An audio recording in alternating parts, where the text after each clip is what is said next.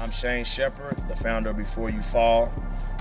Before You Fall represents exactly what it says. I'm trying to catch young people, even adults, before they fall and end up in situations that I found myself in. I feel like if I went through the trials and the tribulations and the struggles one time, I think that's enough for any black man. So if I can share that with anybody and try to get them on the path that's different from the one I was on prior to them going through what I went through, then that's what it is. So that's what Before You Fall represent. The letter B, the number 4, the letter U, fall. You know, it represent like that. So. The need, the necessity, because a lot of services provided in our community are reactionary as opposed to proactive. So just like anything with capitalism, business, anything, where there's a need, if you can supply that need, then there's a demand that's being met. So that's where that came from.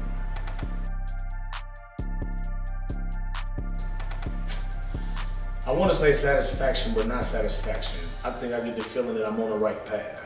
You know what I mean? If I was to say satisfaction, that would mean that I was done or I feel like I've accomplished something, but I really just think that I feel like it gives me a confirmation that I'm on the right page.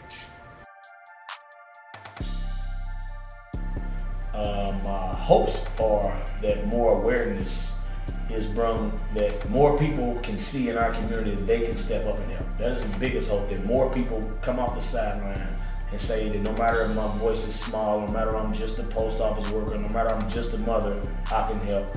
And my vision for it is that once we realize that it takes us and we become the village that we need, and we actually start to look at each other like neighbors.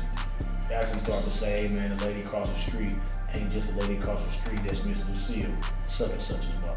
So I just really want to see Indianapolis go back to being a community somehow. It's always going to be the element of the streets. That's never going to go away. You're never going to get rid of violence. You're never going to get rid of drugs. You're never going to get rid of none of the problems that ail society because they've been placed here for a reason. But within that society, you can join up and link up with like-minded individuals and move in the same areas in the same ways, but not in the same circles. And I think once that changes and once the ignorance stops being so readily accepted, then my vision of what we can do as a community will come forth.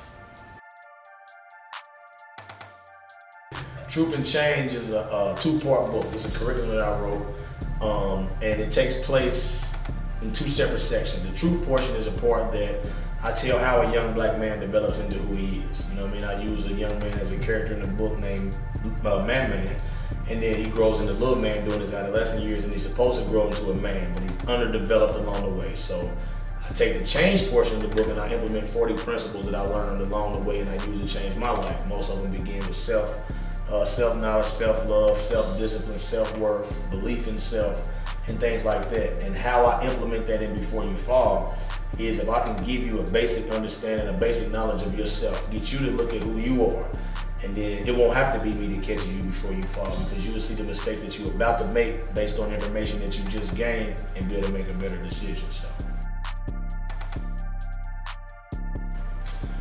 One of my experiences with Midwest Leak was, I first got out, I wanted to be on the cover or in the magazine.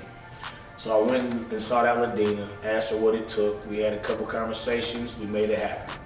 Then I asked, could I somehow, some way come to the awards and have a vendor space? And I totally was unprepared for what I seen when I went in there. So I thought it was gonna be, you know, another excuse to party, little club situation, everything's gonna be nice. No. I should have let somebody else work my table that night because it was so many people, so many beautiful black people, so many awards. I didn't see no fights, I didn't see no violence, and I was surprised. So when I was leaving, I told her that I'm gonna get me an award up at these awards one day. And then the very next year, I got a phone call that I had been nominated for an award. So I think that experience with the Midwest League is one that I ain't gonna forget, and I appreciate her for, you know, putting me in, putting me on, and still doing what she do.